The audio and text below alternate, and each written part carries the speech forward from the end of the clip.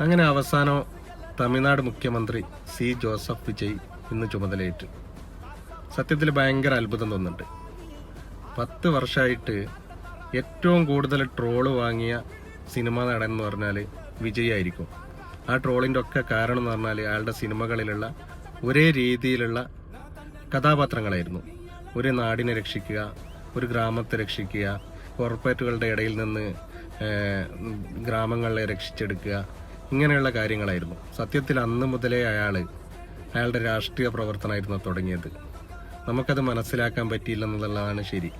2 വർഷം മുന്നേ രാഷ്ട്രീയ പാർട്ടി രൂപീകരിക്കുമ്പോഴും ആരും സ്വപ്നത്തിൽ പോലും വിചാരിച്ചു കാണില്ല അയാളൊരു മുഖ്യമന്ത്രിയായിട്ട് മാറുന്നുള്ളത്.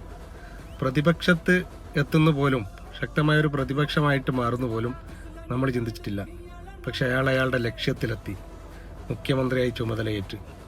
സിനിമയിൽ മാത്രമല്ല, ജീവിതത്തിലും അയാള് മാസാണ്. മാസ് എന്ന് പറഞ്ഞാൽ പോരാ, മരണമാസാണ്.